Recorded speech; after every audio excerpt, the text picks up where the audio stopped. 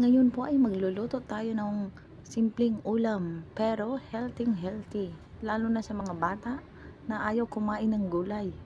Ngayon, gagawa po ako ng paraan para mapakain ko ang aking junakis. Bali, ito lang po ang mga ingredients: carrots, kalabasa, paminta, konting water, optional, bawang at sibuyas, harina, itlog.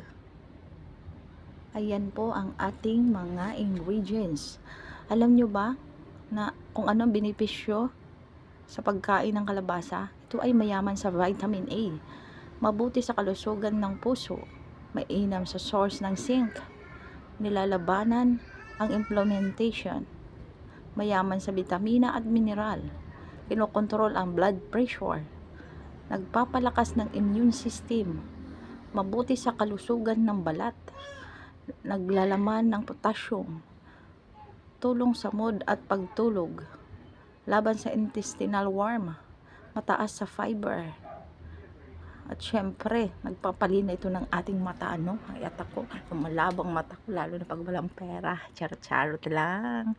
Ayan, paghalo-haluin lang natin mga kamamis.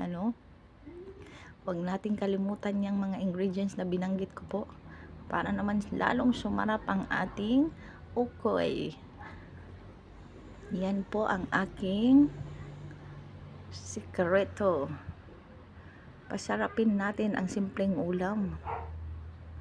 Dahil alam naman po natin, hindi lahat ng bata ay kumakain ng gulay. Sana all na lang po sa mga bata dyan. Shout out sa inyo mga junakis na kumakain ng gulay. At syempre kung may nakukuha tayong vitamina sa kalabasa, syempre meron din po sa carrots. Ang carrots ay nagpapababa ng kolesterol sa katawan na mainam upang malabanan ang mga sakit sa puso. Mayaman din po ito sa sustansya gaya ng potassium, vitamina, keratin, fiber, at mga antioxidant. At ayan, prinito ko na nga po mga kamami. Syempre, tikiman time na yan. Hindi may ubasan na hindi tikman ni mami siyang yan. Syempre, sarap na sarap ang mami siyang nyo. Husgahan na natin with maanghang na sausawan. Kaya mga mami, try nyo na po yan para sa inyong mga anak. Never mind sa aking mga haggard na mukha. Thank you.